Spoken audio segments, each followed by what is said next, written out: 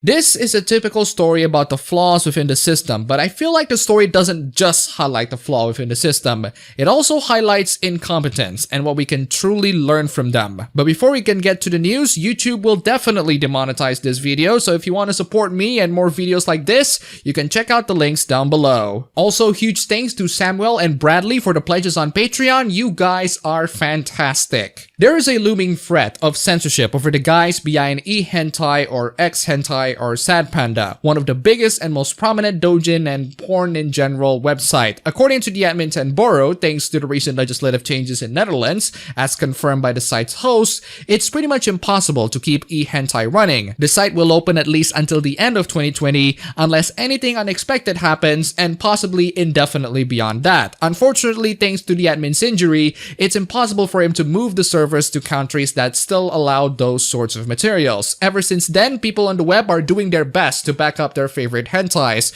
One user managed to back up about 45 terabytes worth of data, which is possible, but very expensive. One 12 terabyte NAS drive alone could cost you about $350, so that's about $1,400 worth of data being saved, and that's only in the hard drive and not accounting the NAS itself. Good job, Anon. Now before you say, that's a shame, but we still have alternatives like N-hentai or Sumino or Hitomi, right? Well, no, you don't, because not only that a lot of those websites directly rip off from e-hentai, but they are also prone to government intervention. Now this story has so little information in this part of the forum that I decided to dig in deeper to see what's truly going on. What kind of legislative change that Netherlands did that made it impossible for e-hentai to host their website within Netherlands?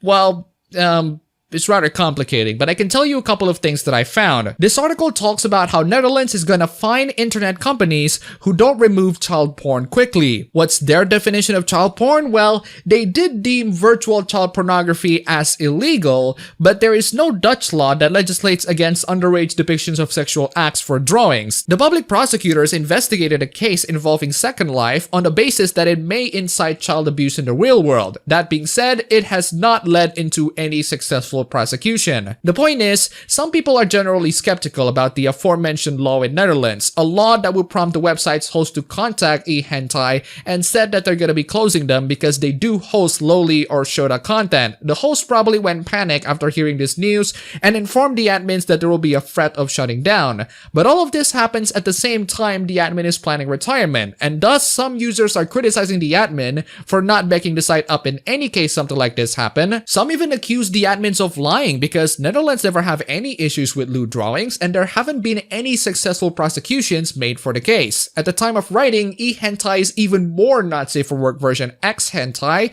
simply cannot be open. E-hentai is still up and running at the time of this video, but X-hentai is pretty much dead, and that's what some people want to go to. This is a sad day indeed. So my thoughts on this? Well, as much as I want to talk about how government censorship is ruining everything, the admins at e-hentai are not entirely innocent either, considering that we're seeing so many uninformed legislators trying their hardest to regulate anime, manga, and video games, especially those with children. Any website that hosts even more not safe for work content should prepare themselves at any event of government crackdown, which is unfortunately not possible for this admin of e-hentai due to injuries, and I hope that the people at e-hentai and many other websites do their best to find ways to move to a different server or at the very least back up their files. Point is, government censorship will happen in the future, and if you don't do anything to preserve whatever is left, that's your fault for not being able to share your joy to the future generations. Not a lot of users are doing their best to archive, download, and save everything that they could from the website.